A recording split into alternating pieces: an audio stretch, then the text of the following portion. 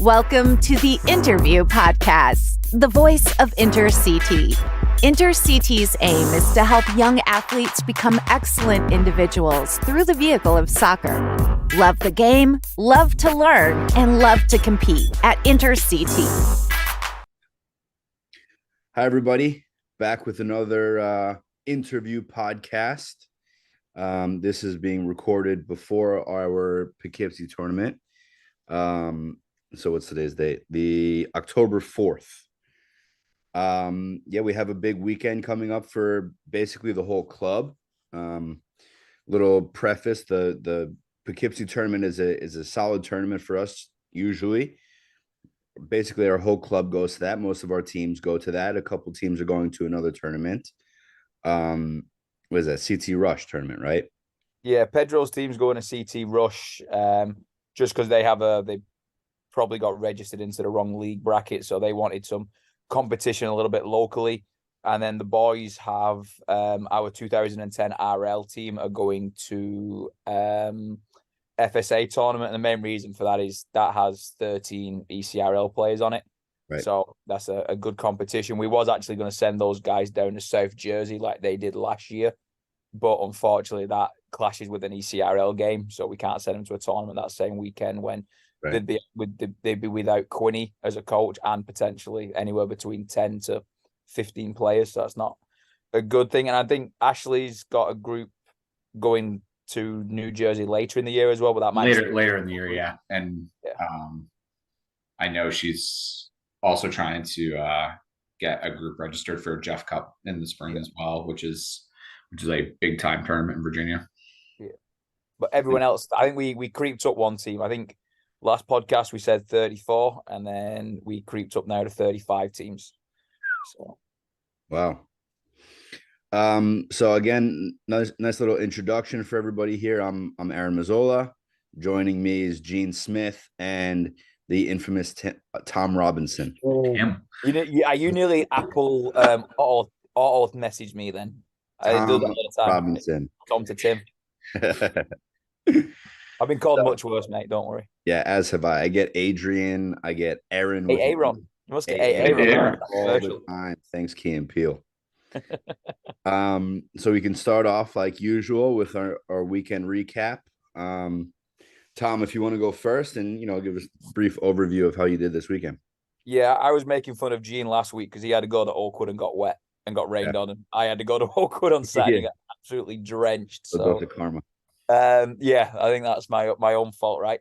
No, good. Again, there is quality, right? That we're looking for, and going up there playing Oakwood overall. There was one or two games that were a blowout. They don't have set A and B teams, the 77 format. They just have a pool of kids. And unfortunately, usually at those age groups, if you have a pool, like if I had a pool of kids, but I still had like 2 or 3 players playing both matches, I would be able to manipulate the game so that my team would be solid. So yeah, no, my first guys went up there, absolutely awesome. They killed it.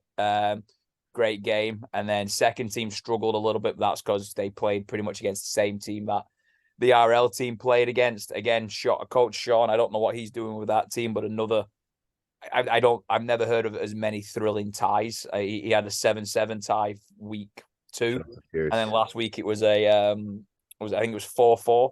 Yeah. 4-4 tie. That was going on behind me. And then Amadi was up there with his age group, same thing. Oakwood were pretty strong at the 2014 age group, and they were pretty good. And again, kept that same group around to play against our SL team, which something I think will change as the league. We kind of get the teething problems out of the way and kind of set actual proper rules. Now, this needs to be an A and a B team. It needs to be, because there's no point me having my guys travel an hour and a half to get killed by someone else's top team. So I will definitely fix that. I think your game was pretty close, right? Obviously, for the 2014s that were up there. So my boys were against Oakwood. They were a really good side. I mean, they moved the ball really well. Very technical players. We did get robbed.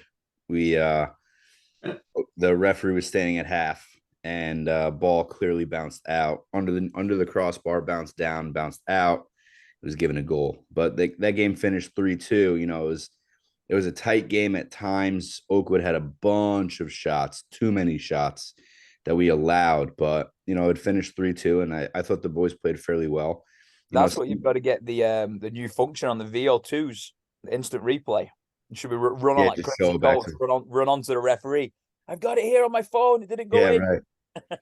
No, I mean, it's the same thing that happened last weekend. We just got robbed of a call, but that happens. We don't have the FIFA referees or anything. So, but my hey, they're not great. Did you see the thing that went on with Liverpool? Cool. Oh my goodness.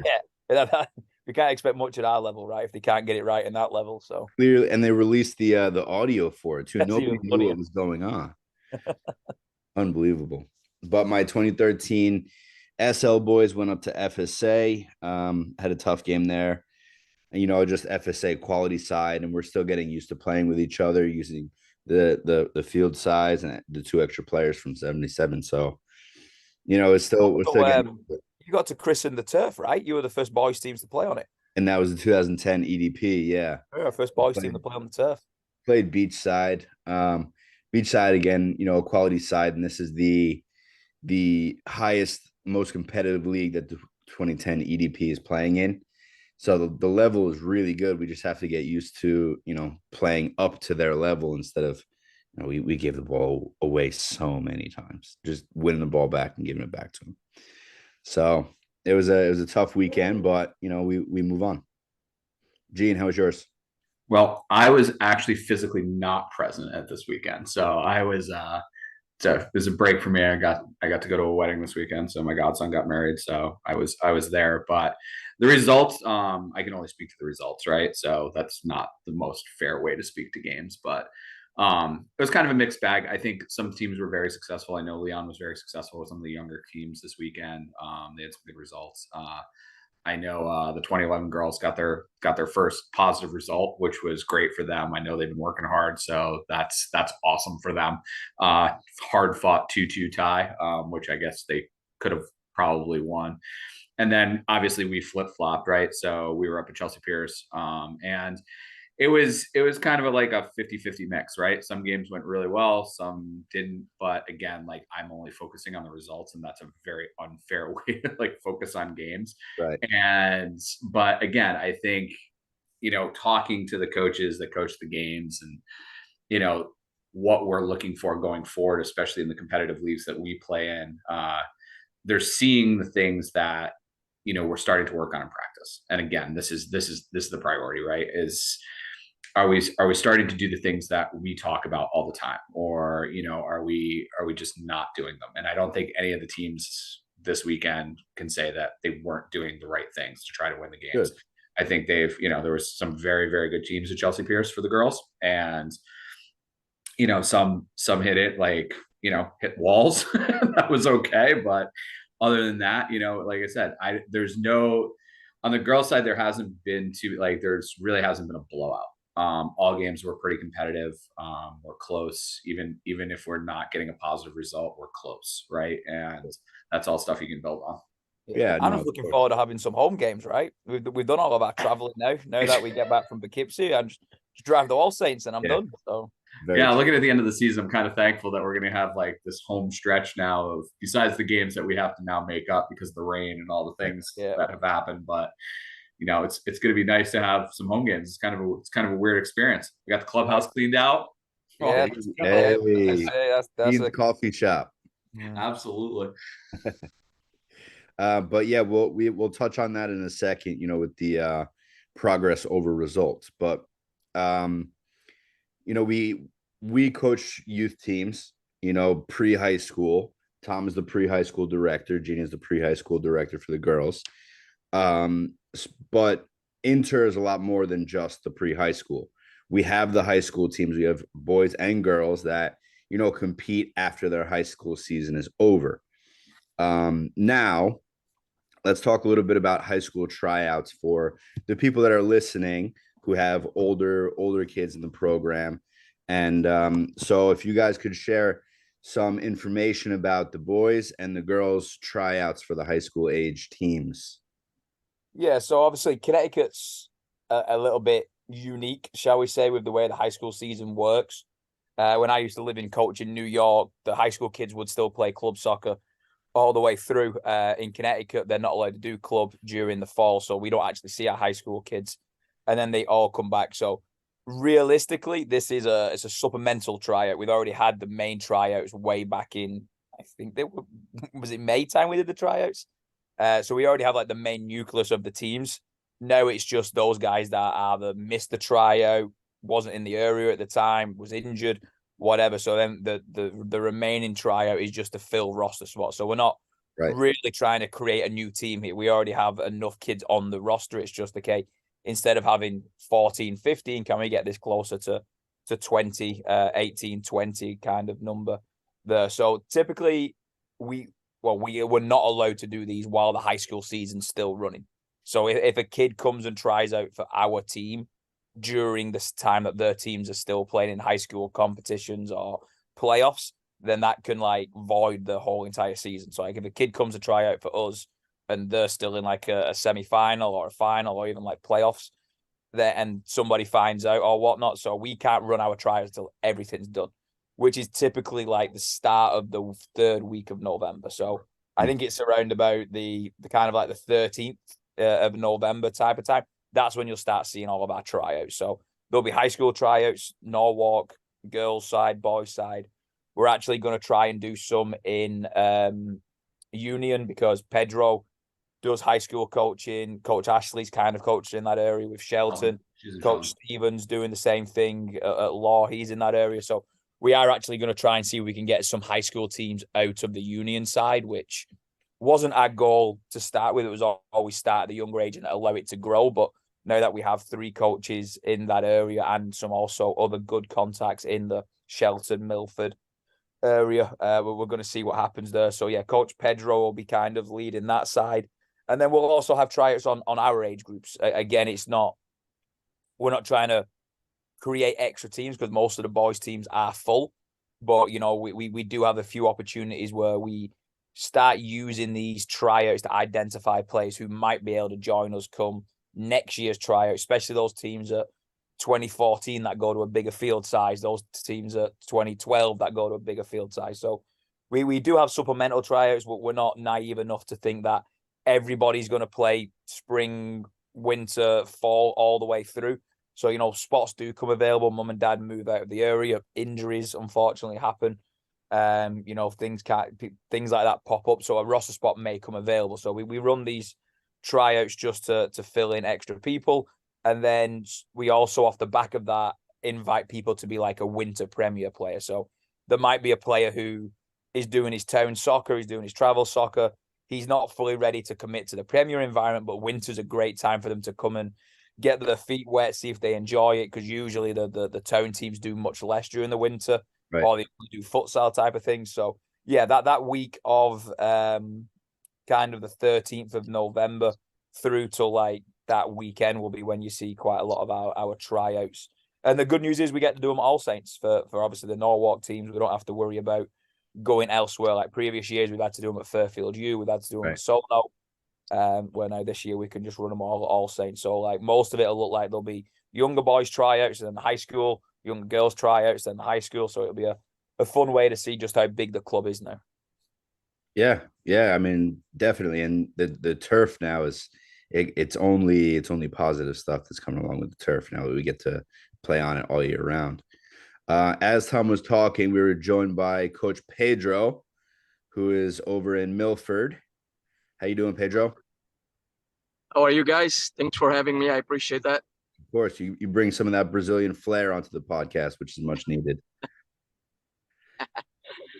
So, Gene, do you know anything about the high school girls tryouts? I mean, like Tom said, it pretty much mimics the boys in terms of the date.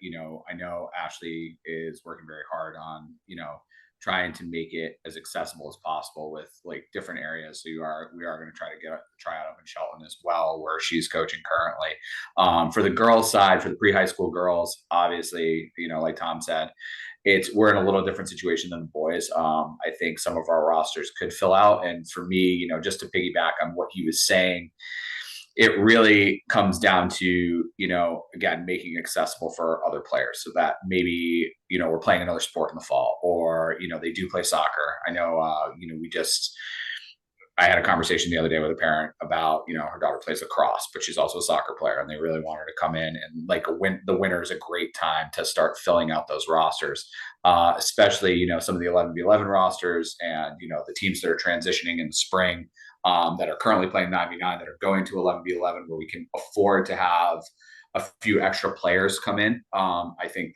it makes it a nice kind of supplemental experience for them where we might pick up some extra players. And again, it's really for players that are looking to make another jump, right? We're a premier club. So, those kids that are maybe playing rec right now that, look at it and say, well, I want the next step. I want a little bit more involvement. I want a little more commitment, better coaching, things along those lines. This is a great time to start to plan that out. Yeah, of course. That's great. Great information. Thanks, guys. We can move on now. Let's talk about our Poughkeepsie tournament. Big tournament. Thomas said 35 teams. That's crazy. 35 teams, and we still don't have the schedule. And the weather's looking awesome for you guys on Saturday. Yeah. Rain boots. The schedule went live on Monday morning for us to kind of look at it. And then we had till Tuesday evening, so technically yesterday, with us recording this on Wednesday afternoon, to do any last minute changes. So I'm assuming it's going to be back live. Hopefully by the time you guys are listening to this, which will be probably Friday afternoon, Friday morning.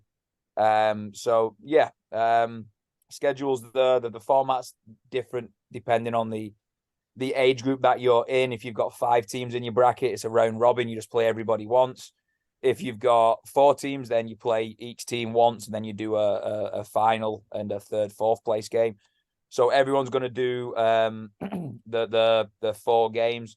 For those guys and girls that haven't been to it, you'll start looking at the schedule and go like, why do I have like an 8:27 a.m. kickoff? That's not a typo. That's the right time. It's just first game's at 8. You play for 24 minutes non-stop. Clock keeps running the whole entire time. Like we talked about before, that air horn goes off, that game's done. Air horn goes off again like 3 minutes later, next game starts. So it's pretty good. I was looking at the schedule, how many games we've got, and I was like, there's no way we can get through all these. And, by the time I coach my first game at 8 o'clock, by the time I come up for it'll be 1 o'clock in the afternoon, and, you know, all my teams will be coached. So, no, it's fun. And like, I'm not speaking for all the different directors and programs that we have going there, but we've been doing this tournament now, I think 4 years, maybe 5 years. This is the first time we've ever done it without one single coaching clash, which is insane considering how many teams we have up there on the boys' side. Yeah, every game can be coached by the coach. Let's not speak too soon. They just they check. Yeah, I gotta check it again. So yeah, maybe that's maybe that after. Don't burn the fire before. Yeah, no, you guys are right. You guys are right. I'm good at that. I'm good at jinxing us. I jinxed us with the weather last week. Yep. Awkward. And then I've had that question. I think we spoke about it briefly at the beginning, right? The weather doesn't look great for Saturday. Don't be texting me and Gene asking us if the tournament are on, because we know as much information as you guys. If we know it's cancelled, then we'll inform you. We're not going to let you guys drive to Poughkeepsie and go, oh yeah, it's cancelled. Like, if we know about it, we will share that information. So yeah, on the union side is the same. So we will communicate with all our teams about that. So it's important that everyone stays on the same page.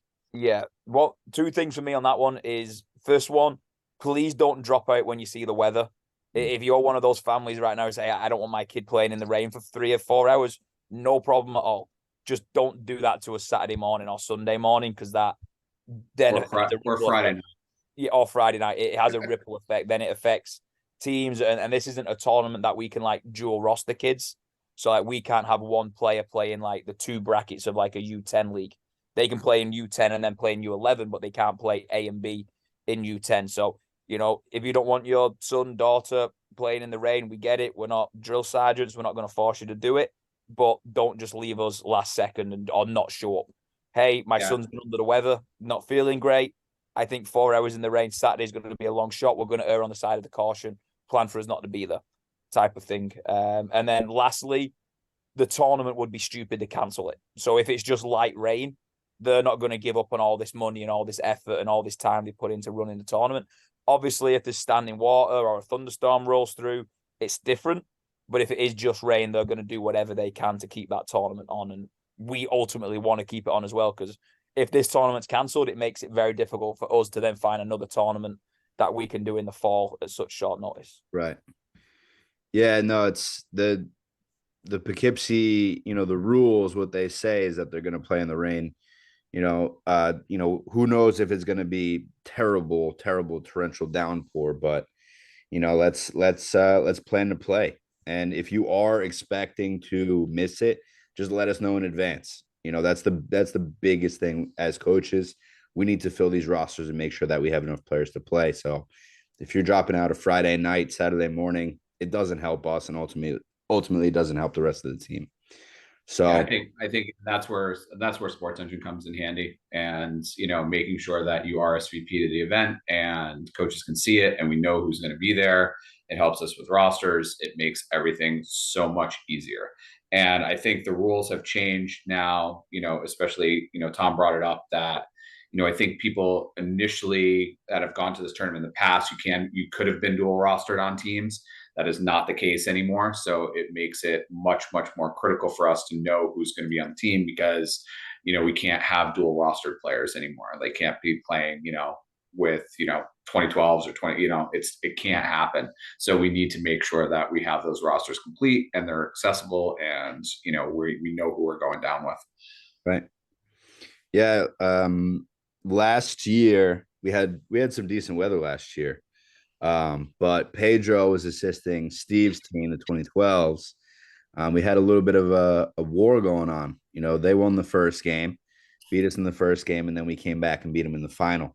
So I'm wondering, if Pedro has any plans to, get some revenge here. I don't know what teams you're coaching. What teams do you bring on Saturday, Pedro? Well, my 2012 boys, actually, that team is going to a different tournament. But there will be revenge, I'm sure, with the other boys teams. we never forget that. There'll be a few so it was actually there'll be a few. Aaron's got to play against Quinny as well, so that'll be those two are very competitive. Yeah, so I'm looking forward to seeing how that one will go as well. We'll put a good challenge to everyone. It will be fun to watch the in-house rivalry going on. Definitely. It's always good. Good. So if there's no more information, just more towards parents. Previous years we would bring tents and benches and all that good stuff, but that would be because we had coaches who would be on the boys and the girls side, so we had ways we could leave it. We can't leave any of the equipment, and I can't have someone like Aaron, for those guys that don't know, who lives in New York. I can't ask Aaron to drive to Milford to go meet Coach Ashley after he's coached from, I think we're going to be there at 7:15 on Saturday. Probably not going to leave until 6. I can't then ask him to drive 2 hours to Milford to drop off a tent and all those and that type of stuff. And like same, I can't ask Ashley to drive 30 minutes out of her way to White Plains or wherever Aaron lives in New York to then come and get to Poughkeepsie on time. So what we're going to try and do this year is just try and put it on the parents. So like if each team could bring a tent, each team could bring a bench. And this isn't for the coaches, because the coaches, we don't really have time to breathe during the tournament. We're so busy. This is more just if it is raining and it is miserable, then can we have an area where these kids can just get out of the rain for 30 minutes, 40 minutes, an hour, depending how long the difference is between their games. And when we've done it in the past, it has been a nice environment. And the only thing that becomes annoying on the coaches' side is usually we get back to that 10 to 6 o'clock after the last game and there's just trash everywhere. So like if we can have it where each team's just managing their own little area, and once your team's finished, you can take your stuff, you can head out. So parent coordinators, I've already sent a message in our little WhatsApp chat, so you can kind of see what we need, what we would ideally like. Some teams have started communicating it. 2014, EDP team was like, okay, we're going to bring a tent. So then the 2014 SL will be like, okay, we'll bring snacks. And then they're kind of working together on that through this. So I'm pretty sure we'll have enough type of area to have everyone. It's much more helpful if parents can bring it and then just take it away for us, because it becomes difficult. And then with us bringing all the stuff we have to take to coach. I remember last year, I can't remember who it was like a clown cab. Someone opened the trunk and out fell tents and benches and tables. And I was like, there's no way that was safe for you to drive like an hour and a half to Poughkeepsie. And then the last thing, like I joked about in the last episode, it's not the nicest of areas, but there are some nice things to do. So if you are that afternoon group, maybe in the morning you can go for a walk over the Hudson. That's a nice little thing to do there on the walkway. You can go apple picking. It's one of the biggest things my wife always talks to me about. She's from that area, and that's what I'll be doing on Sunday. I'll be going apple picking in the area. So there are things to do. Some teams in the past have done a team dinner in Poughkeepsie or Fishkill on their way back down to 84. So it would be good if people can organize those things and do things like that. There are like Halloween based things to do in the area as well if you wanted to go down that route and do some like haunted hay rides and all that type of thing. But yeah, we can turn it into more than just go up there, play 4 games and leave. If it can be go up there, do your tournament, and then afterwards go and have lunch or get dinner on your way back, I think that would be good. And those teams that do that are the ones that end up having a much better dynamic on the field, because families know each other off the field and they're a little bit more familiar, and it ends up creating a little bit of a bond that we can't do as coaches, but families can, and it ends up being helpful. So that's my last thing on Poughkeepsie, mate. Yeah. No, thanks, Tom. It's good information, and I think we're all excited for the tournament coming up. It's usually a confidence boost for some of the teams that we have here that aren't doing so well in the new leagues that we're playing in, or it's decent competition, but our club usually goes there and does fairly well. So yeah, I have a 2013 girls team on the Union side of the club, and that's going to be a good environment for them to pick it up into the season, and a good experience for them, especially because it's a brand new team within the club. So which is a great experience for them. And we also bring a few other girls teams to the tournament as well as boy teams. So parents are excited, and we coaches are excited about. So it'll be a great weekend of soccer. Yeah, and a lot of soccer as well. I'm coaching 16 games if I can get to all of them. So that's for sure. Yeah, I got a bunch. But now we can go into our weekly discussion. We have a couple things to talk about, and they can kind of tie in together. Before we do that, I wanted to say to everybody that's listening, and I know that there are some people and some families that do listen to this, we need your help promoting this podcast. It's in replace of basically the newsletters that Tom and Leon would send out. We figured this was a better or different way to get the information out there for the entire club, instead of getting email after email, parents having to read through it. This is something that you can just throw on in the car. Like, this is going to be released on Friday. Throw it on in the car when you're going up to Poughkeepsie, stuff like that when you're going to the game. Figured this is a little bit easier to, share the information with everybody. And, we have a couple laughs. Tom he's a self-proclaimed comedian. So we have a couple laughs on this. So not very good at it. I do like a little bit of banter. Try though. You try that.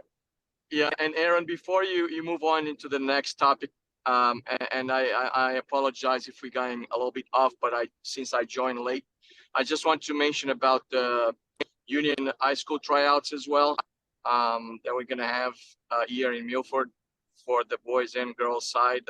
So be November 15 and 16, and we have the registration open in the club website. And I love to see new teams form on this end of the club. Good. Yeah. And any information you need, any information anyone needs, can always reach out to me. There is my email on the club website as well. So I'll be able to answer any questions that anyone has. Good. Thanks, Pedro. Thank you. But yeah, we do need help promoting this podcast. So, it's not like you have to like and subscribe and follow or whatever, but okay, you can do that too. You could do that too. We do need those numbers up, but we just really want to make sure that everybody gets this information and has the current information, and make sure that everybody knows and spreads it around, so that we all, because we get similar questions, we get similar, people are confused about the same thing. So this is one way that we can address it. And if you listen, you'll get the information. Yeah, that's exactly it. It's basically like another way to have a conversation start at practice before a game. Hey, did you hear what we spoke about on the podcast? When we start talking about USL events down the line and I start getting questions about it, I'm just going to send people to that podcast, because like I said last week, but what better experience to have than someone who's coached in it, someone who's got family members in it, someone who's also, Aaron's coached at a good level there down in Tampa with us. So like all the information's there. I don't then need to send 15 emails answering questions when we've all got it. So we are going to start using that where if you do ask us a question, we've already covered it, send it out there, and then you can start having conversations about it on the sideline. Like Aaron said, that's what one of the parents told me last week. We actually listened to the podcast driving to Oakwood, and then he was like, "Oh, I was going to ask you a question when I got here, but I'd listened to the podcast and I didn't need to." So ultimately, that's gonna help us. And then we just wanted to get away from emails, because I'm on every single team on Sports Engine for the boys side, and the amount of emails I get from that, plus like, make sure you're doing the VO, make sure you're RSVP, and make sure you're reading your weekly update. We just wanted to do another way of hopefully getting information to people. So yeah, no, we thank you for people listening, and just share it, and that would be great. I'll just start those conversations, and then it's only going to help us. And like I said, if you have any questions that you want us to talk about, shoot myself, Aaron, Gene, someone an email, and we can cover them. Also, that's typically what we do in our Wednesday meeting before we have our podcast. We have a meeting of the staff, and anybody any questions, and then that's what we kind of base this off. Yeah, if a lot of the time, if you have a question, somebody else has a similar question. So, if you have anything, just shoot a text, shoot an email, and we'll talk about it on the podcast. We really don't have a set agenda other than the kind of little structure that we do have. So we're open to answering any questions that you need answered. So now let's move on to the meat and potatoes of this here. Progress over results. As a player, it's hard to kind of take into account the progress. Everybody wants to win the games on the weekend and all this stuff, but you have to realize that we have significantly more training sessions than we do actual games. So, starting from the beginning of the season, finishing at the end, we want to have that clear progression and see, okay, did we do this in training? Did it come out in the game? Did technically we get better? Did, tactically we get better? So we're all looking for this progression. And if we perform well, if we start to do the right things, then that's when those results come. And Gene had said this before, but it really has to be, performance focused, not results focused. You really have to figure out what the goal is for the individual and for the team to be able to work together and build, and then the results will get there. So I know Gene has been coaching at a fairly high level, college and USL. So can you talk about, on the girls' side, Gene, the progress over results? I think it's a loaded question, right? Because it's different at every stage, right? So if I'm talking about the USLW, right, as GM and a head coach, we are results focused, because that's how we measure things. Like, we measure that level because these are players that want to go on and play professionally and things along those lines. And when you go on and play professionally, you're pretty results focused. It's not, there's this minor development piece of it. Like, any fans of like Welcome to Wrexham. Wrexham's like a development piece, but they're results focused, right? Their goal at the beginning of this was we need to get promoted. So they're much more focused on the results. And in college, it's the same way. You're kind of preparing for the next game. Yes, you have players for 4 years, so there is a development model from freshman to senior year. You certainly want to see players kind of move along and get better as they go. But really, in the end, as a college coach, you might get fired if you don't get enough results. High school, probably the same way. Pedro can talk about this too. Is like, you got them for 4 years and you want them to get to the next level. So you have this model. But I think at the younger age groups, I think it's very interesting to look at, because at the younger age groups, a game, and you're talking about as a player, like you want to win a game, right? A game is a beginning and an end. It has a beginning piece of what we set out to do the game, and it ends, but then there's another beginning, right? Okay, well, we didn't do this well, so like we need to work on this in training. So it has these dual pieces to it. And again, I think winning is a byproduct. I really do. I think winning is a byproduct of doing things the right way. So are you doing things right in training? Are you committing to training? Are you working hard in training? Are you listening to your coach in training? Are you getting all the information that you need? And then are you actually carrying it and applying it to the match? And then we can look at the match and say, all right, well, how well did we actually do? Yeah. Pedro, what do you think about what Gene just said? I know, as a club philosophy, especially in the pre-high school age groups, we're focused on the progress. That's a big thing for us coaches. But Pedro, you also coach in high school. So national test alert. Is everybody getting it now? Yeah, I'm getting that too. Yeah, turn it off. I think it's actually they say they were going to test today, so it's just everybody gets to the same time. But in high school, right, Pedro, you are focused on the results because you have them for a certain amount of time per year, and you want to win those championships, you want to win those titles. So let's whatever you think, Pedro. So now it's my turn to get the alert. Sorry, guys. Oh my goodness. Did anyone read this alert, or did we all just? No, I literally scrolled off the screen. Would the world be ending and we're just doing this podcast? We don't even care. Could have been the end of the world, and I just this could be our last podcast. Well, might be the end of the world because I-95 is backed up. So. Oh God. But going to your question, Aaron, is for me it's like it's important, the development of the players even in high school level, even more, because if we want to achieve the championship level season, they have to have that development starting in their prior years within the club, into middle school, and then when they transition to high school. So development is very, very important. It's very key, because when they reach the level of high school, either JV or varsity, they going to find obviously a different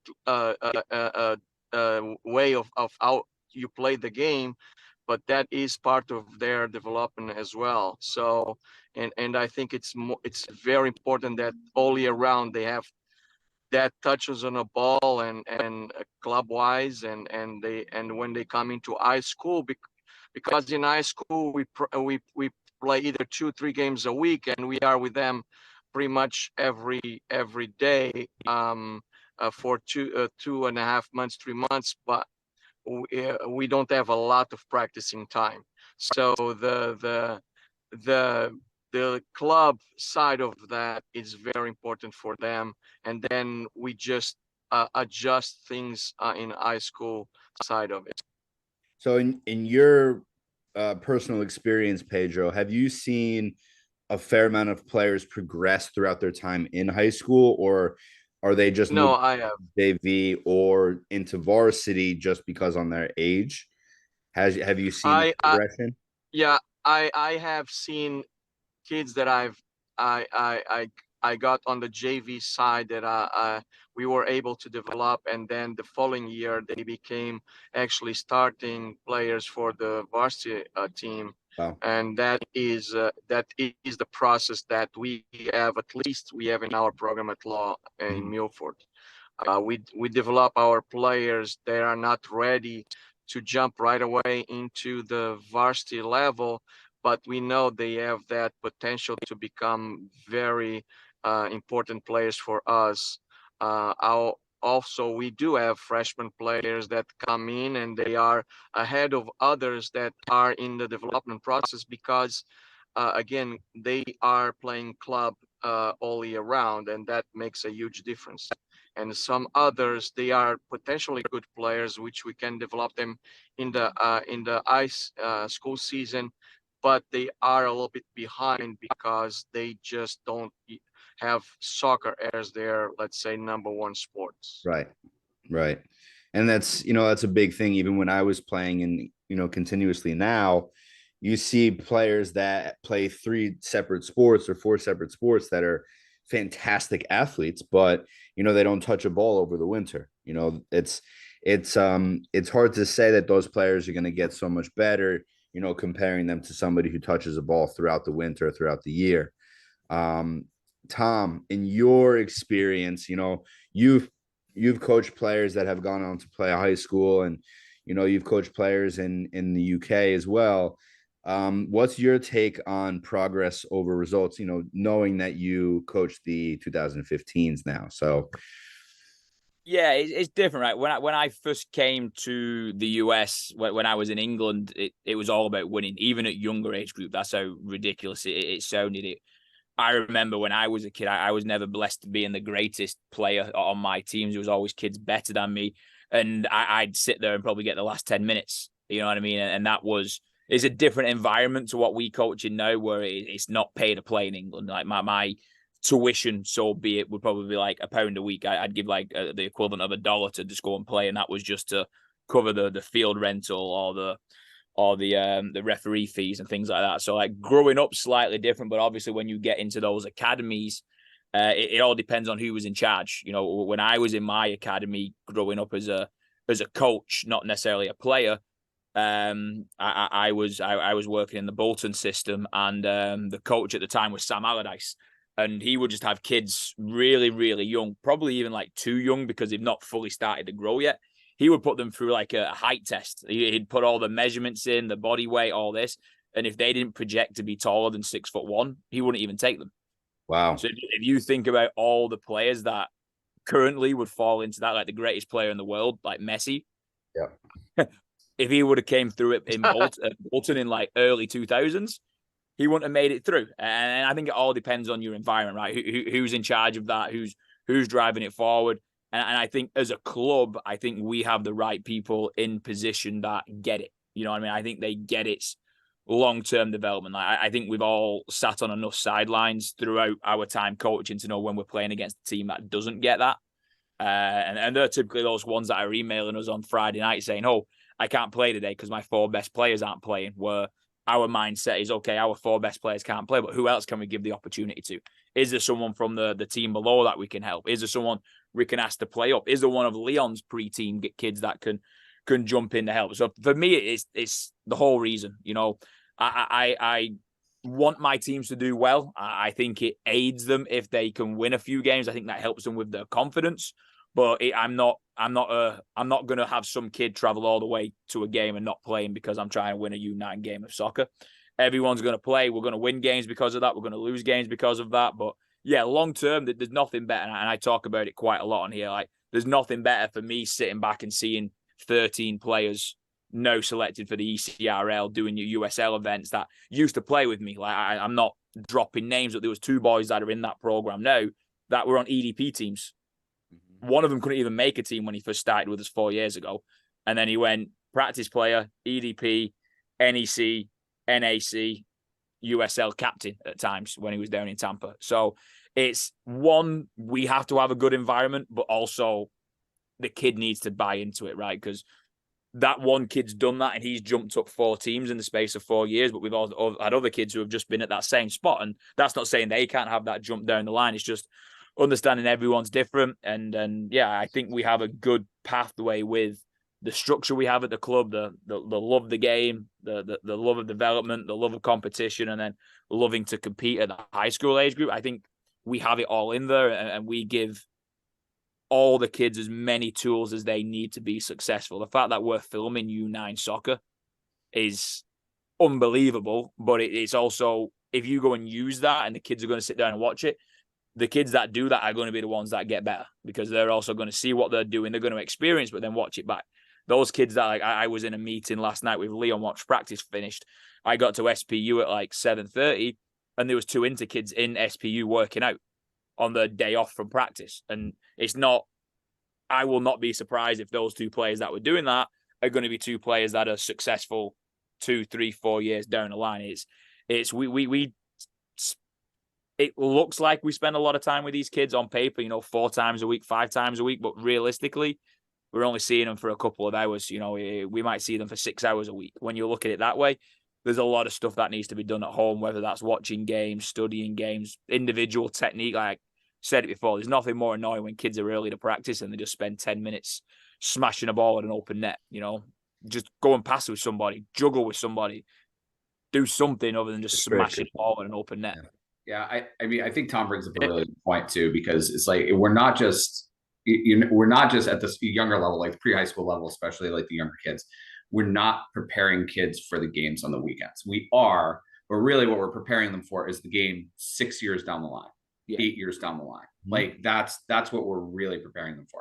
We're giving them the foundational elements to be able to continue to grow through their time.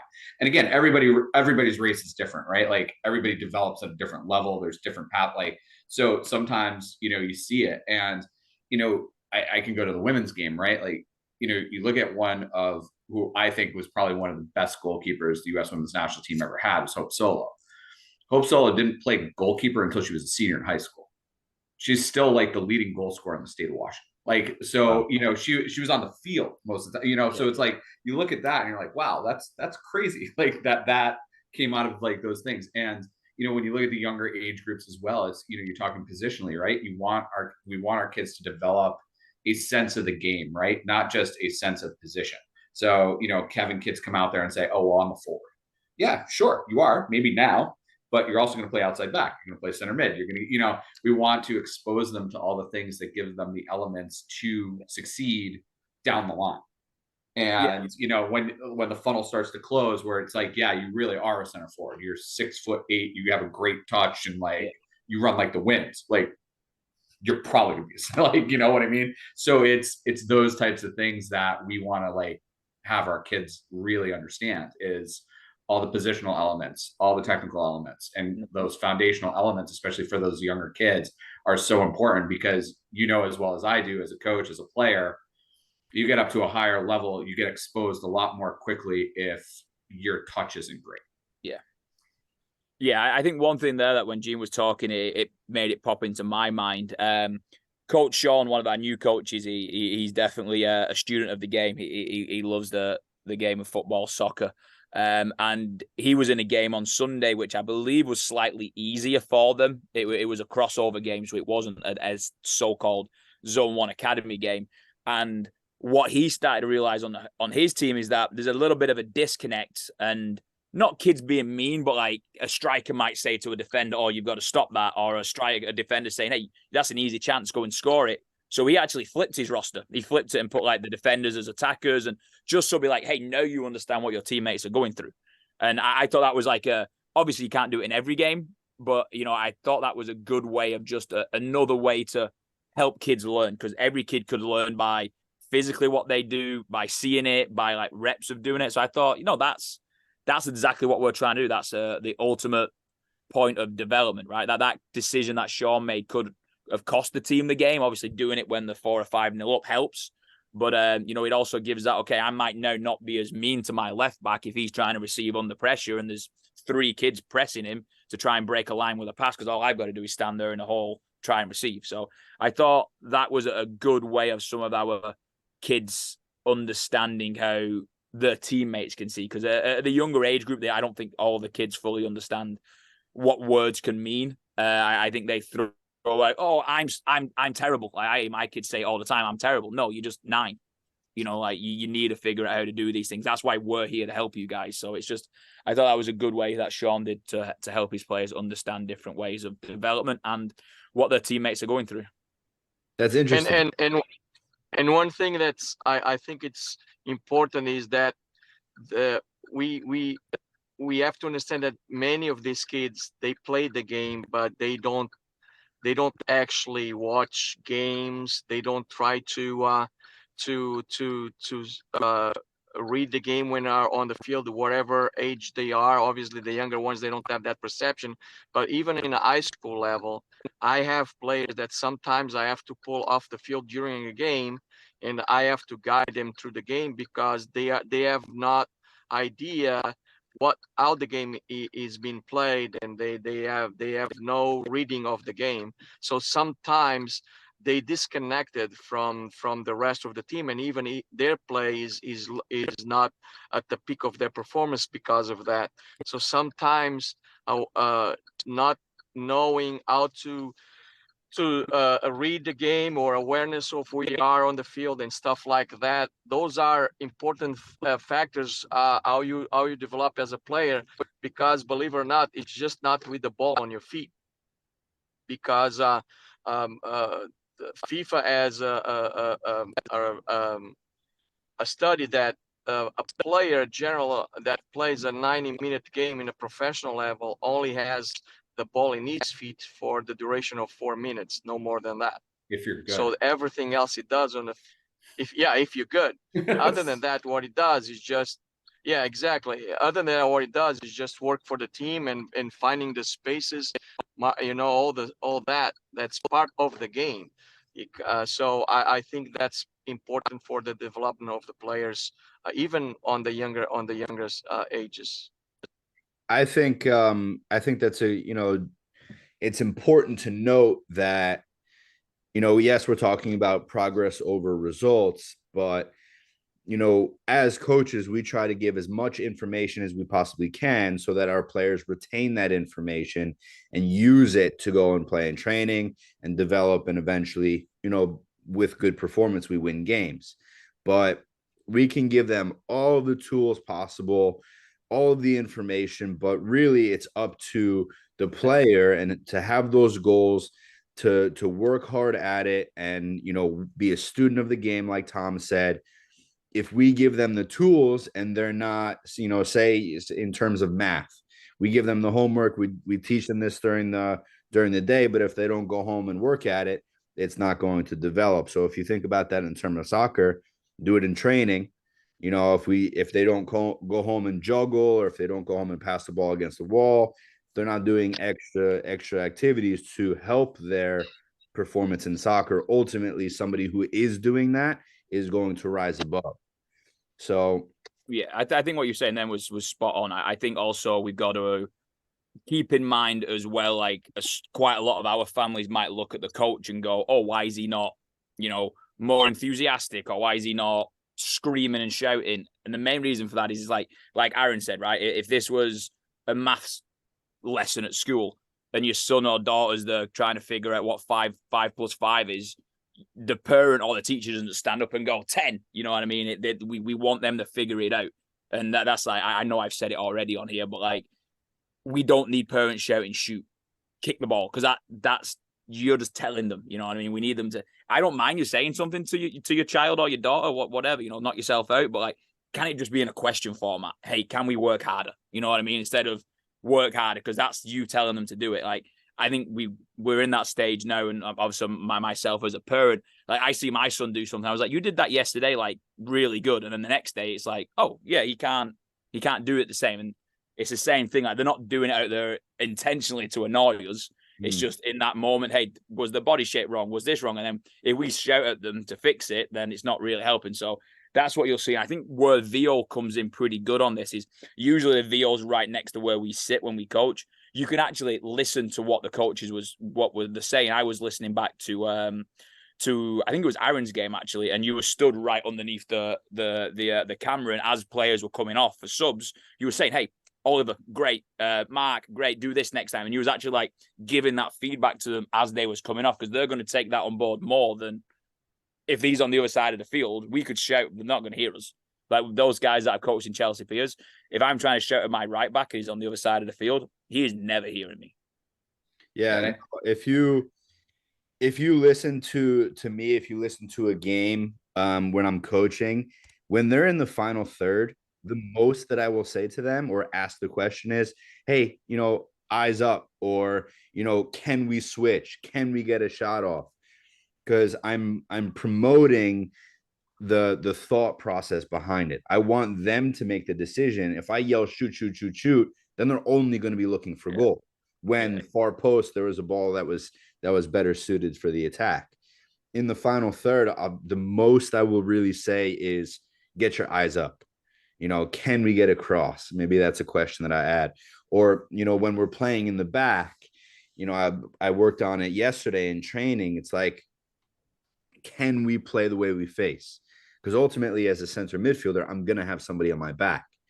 But if I say, "Oh, turn," or I'm taking that information away from somebody that has to work on that skill, whether it's, I have a center back playing a pass and doesn't say anything, that doesn't help.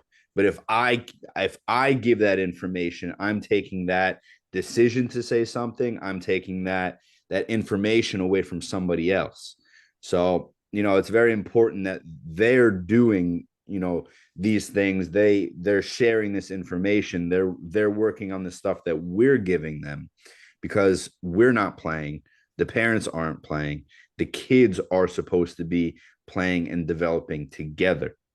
I think that's the genius of the game too, because our game as a whole, one of the things that as a college coach I would watch, especially some of the higher levels, and you're recruiting a player and things like that. One of the things I always used to hate is players walking off the field and saying, "Coach, what should I have done there?" Well, there was 1,000 different things that you could have done. There's all these options and there's all these things that you can do. And the object is to create thinking players that make decisions during the game.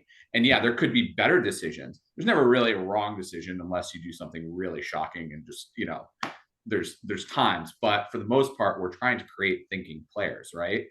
And, if we're constantly puppeteering the game and moving kids around the field and saying all these things and just you're playing the game with them, and they're not really ever making their own decisions. And then they get to the point where if you don't say something, they don't make a decision. So indecision is a decision, and it's a terrible one all the time in soccer. Yeah. And so it's, you want to make sure that they have the freedom and the creativity to own it, right? Like, okay, well, I did that. Wasn't great. Didn't work out well. However, and then we can talk about it, right? You can pull them off the field. They can come off as a sub and say, "Hey, look, like, I understand what you were trying to do. Did you see this? Was this a better option?" Yeah. Was it, and just try to get them to think it a little bit more. No, definitely. And I think it's also important to add that mistakes and failure is a large part in progress in developing. And if you're doing the right thing all the time, which nobody can ever do, you're not always learning in the sense, in the way that you would learn if you lose 3-0 in the game in the weekend. But even though we lost 3-0, we have so much to work off now. It's failure a lot of the time, yields those results better than, I feel, at least better than winning sometimes. Oh, agreed. And I think those losses are good too. I mean, it really does. I agree with you entirely. I think, you look at those and you're like, okay, even if a team that's very successful, every once in a while, it's good to have a loss. Yeah, of course. Yeah. It's like, oh, like, I had this has never happened to us before. Yeah. One of my really strong teams that I coached years ago, they didn't lose for like 2 seasons. And I just had to keep finding them different ways so that they could, because when they lost, it was like the end of the world. So we had to figure that out. Hey, you're going to play up this year because I want you to lose some games so you understand what that is. And you understand that not every game is going to be a walk in the park. So, yeah, No, and the challenge aspect there is very important as well. You know, when you step on the field, you want that failure, you want the good balance between failure and success to where they can lose a ball and then go work to get it back. And then the next time they're in that situation, maybe they look for a different pass. Maybe they look to go and switch the field. Maybe they see, oh, I have two defenders in front of me. I'm going to look for something else. You know, instead of just going straight to the goal all the time or hearing the information from parents, you know, on the sideline, which isn't always the correct information. We want them to make that decision for themselves. And as a parent, I could tell you, like, I know, I mean, I've had the privilege of coaching my daughter and actually just watching her as a parent. And I really, really tried as a parent never to say anything on the sidelines when she was playing. So, but I can imagine it's difficult.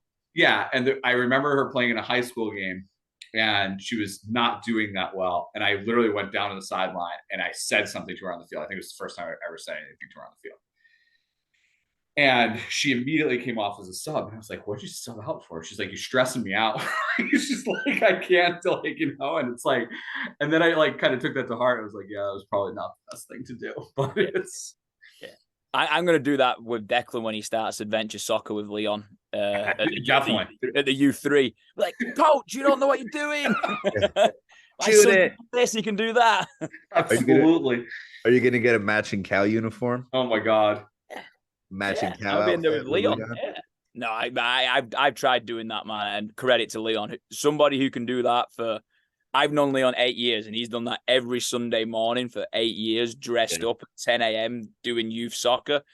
Credit to the guy. I couldn't do it. I used to have to do it. No chance. It is a right laugh watching him. Yeah. Watching him. The funny thing now, though, is like, you have to keep up to date with all the kids' shows. Like he was telling me, like Toy Story. No one has any idea of like the Toy Story that we know that came out in like Paw Patrol, really? 95 or whatever it is. Paw Yeah, Patrol like, costumes. Yeah, Paw Patrol. You yeah, guys don't even know about Toy Story? No, because me and Quinny was talking about it, and we was like, none of our kids will know about this because Toy Story, the original, we was like, came out early 2000s. He was like, no, it came out in like 95. Wow. Yeah. Crazy. That makes me feel old. Yeah. Yeah. Crazy. But no, I think that was a good discussion. Right? I think we covered over a few bits and bobs and a little bit of information. I am conscious of now with our new upgraded Zoom platform, it tells us how long we've been going. Yeah. Because usually we have that little, we've already gone 45 minutes and we've had to redo it. But I do want to, and it's something we can evolve all the time. I do want to start doing a little rapid fire questions. Okay. So we're both on the spot. All right. Okay. Try and keep it as narrow as possible, as short as possible. And we'll go. Some of them are easier than others. So Aaron go first and then Gene can answer. Where did you both grow up? Westchester, New York. Guilford, Connecticut. Yeah. So how long have you both been coaching for? I've been coaching on and off since I was 15. So 12 years. I got my first collegiate job when I was 22 years old as a head coach. So, but I've been coaching camps and things like that, probably about the same age, 15. Nice. Highest level of play that you achieved as a player, whether that be kid or further on throughout your playing career?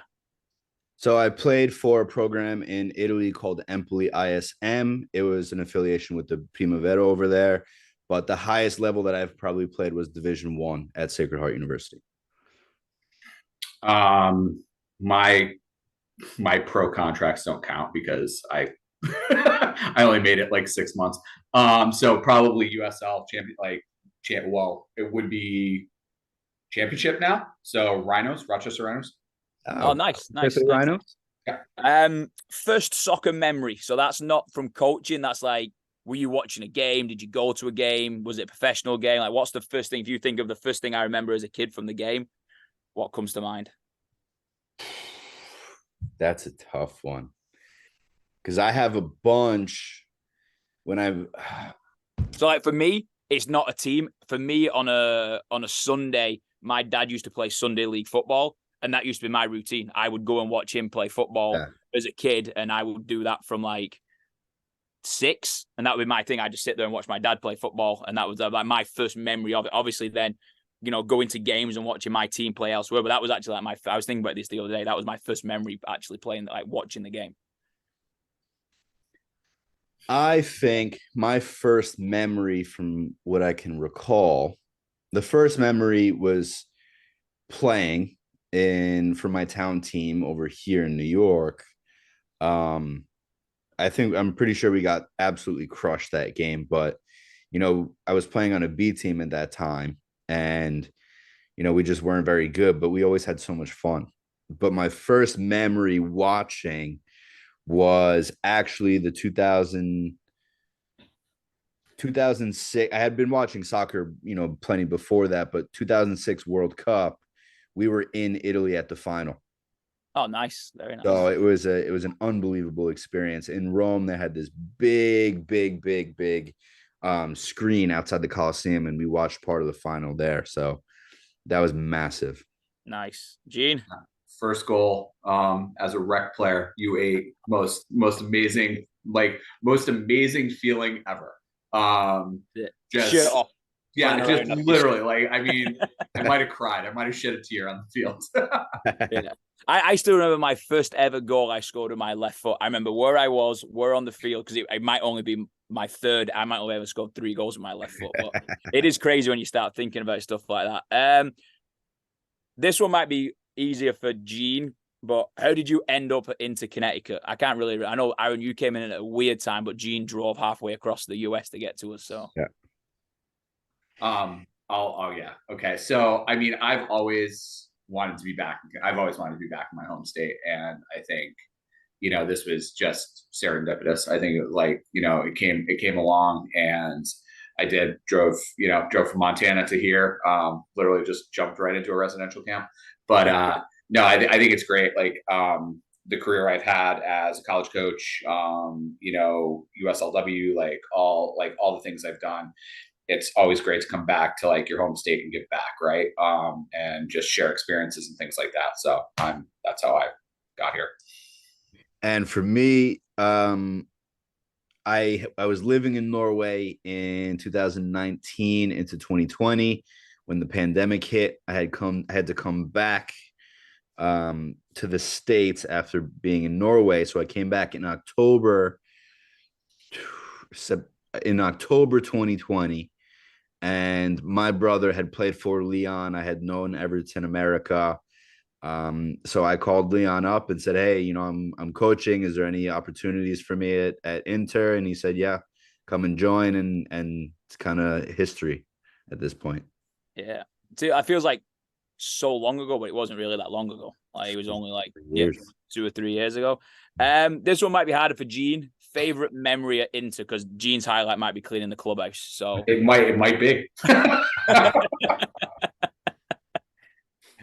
But Aaron, I have one for you. I don't know, becoming a full-time member of staff, doing the USL, something that you've achieved with a player or a team, or the friendships or things like that. So, to be honest, my whole experience at Inter has been great. I have very few qualms, if any.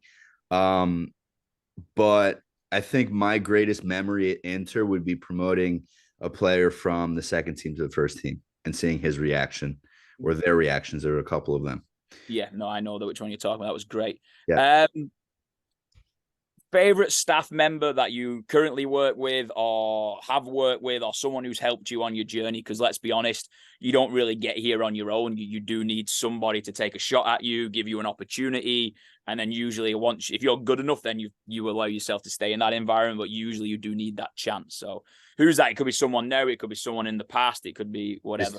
Is Tom fishing for a shout out right now? Is that what I was going to give Tom a shout out. I just saved my life when I came from Montana. So I give Gene somewhere to live, but yeah, exactly. Mine's totally opposite. I had someone at 16 told me that I couldn't coach, and he was my motivation. He told me I couldn't make a living from coaching. Wow. Now I'm the general manager of a club. He's now doesn't work in the game anymore because I'm still friends with him on Facebook, and I now live in Fairfield County. I'm having a great life. So that was my one. It was him being difficult to me and telling me at 16 that I couldn't achieve my dreams of. Obviously my dream was to coach in the Premier League. Obviously didn't make that part true, but yeah. And then people the guy who we get Gio and Antonio from, Alex Green, massive influence in my life, because if he didn't allow me to come to the US, I don't have Declan, I don't have my wife, I don't have this family, I don't know you two guys. So it's just something like that. Like, who helped you in that way? Or no, I definitely, honest to God, like you giving me a bed to sleep in for like when I first got here was fantastic. Aaron and I shared a great residential experience. We probably had the loudest, most obnoxious group of kids in our dorm. So, I got to be honest, like everybody's been really great. Gio Antonio are fantastic. I think Gio works with my groups a lot. So he's been wonderful. Ashley is tremendous as well. Just like coming in with the role and having her like help with transitions and things like that, and just helping out made it a lot easier. I think in general, I think it's different elements for different things, right? But no, I really, I'm just appreciative. I'm grateful for everybody and all the help they give and everything like that. And I think we're a good group. So yeah, we all know who Aaron's favorite is. We always know Aaron's best friend at the club. But anyone else that helped you? Who'd you say my best friend of the club is? It used to be you and Tubbsy, but now it's you and Quinny. You and Quinny are like bezies. Well, yeah, I guess me and Tubbs, we had more of that single life kind of connection. But yeah, probably Quinn. But I would say that Tom, you've given me so many opportunities with, the opportunity with NCE and also the USL Academy and going to Tampa and all that stuff. You've thrown a lot of stuff my way. So but that's because you have a Block Island house. If you had a house in like New York, I'd be like, nah. So it's not because so there was a complete ulterior motive in that. Yeah, it's not because I'm good. It's because you want a vacation at my house in the summer. Is that what it is? I go stop in your Block Island house. You can stop in my house and look after my dog. And you give me a bottle of shampoo. Watch JJ. Soap that I love. Watch JJ. That'd actually be a challenge. Who have I not had watch my dog? I think like half the coaching staff has somehow had engagement with my staff. Last two things. Favorite thing away from soccer. That can be an event, a place, a sport, whatever. A couple things. I really like playing golf. Golf it's a really good, walk out. It's good exercise, and you're gone for 3 hours, not worried about it. Are you good at it?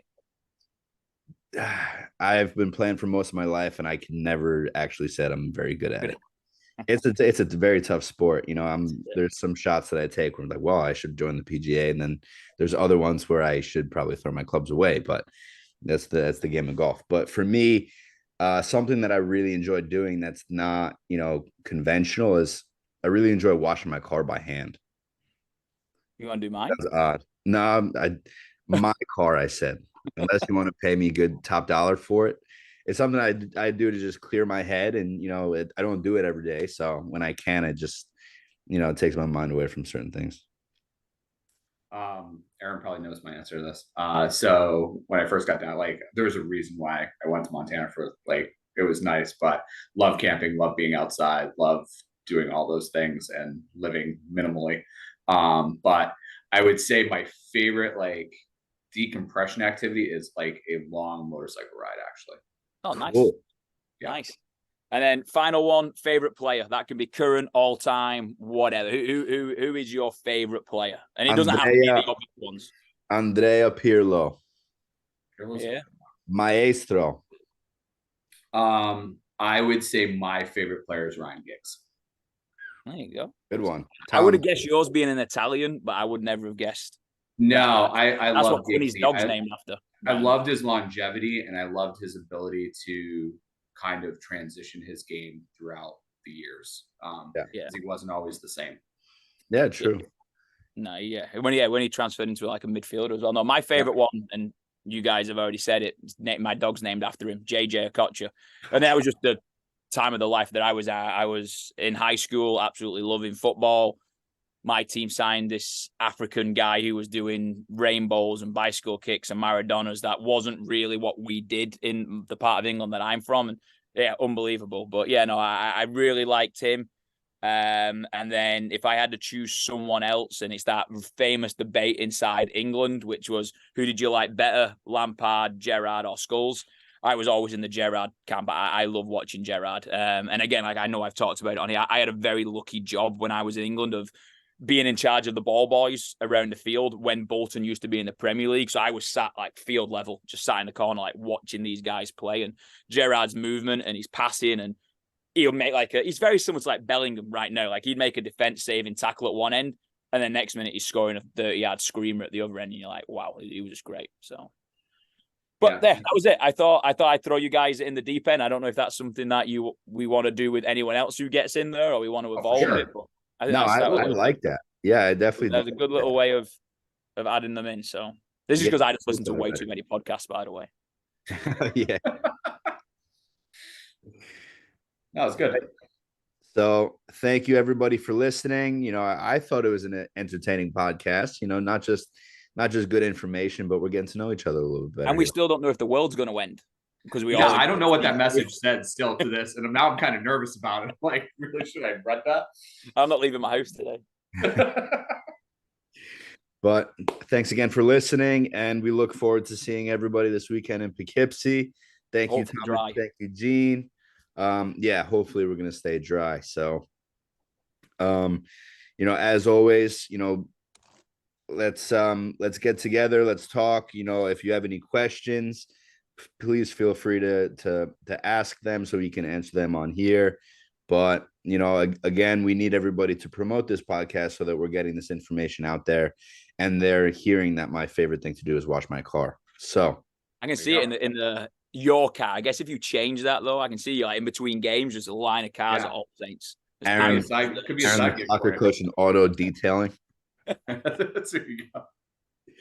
But thanks again, everybody, and we'll see everybody soon. All right. Appreciate it, guys. Thank you. Bye. Thanks for listening to the Interview Podcast. Please subscribe to our YouTube channel, find us on Facebook and Instagram, and check out our website, www.interctfc.com.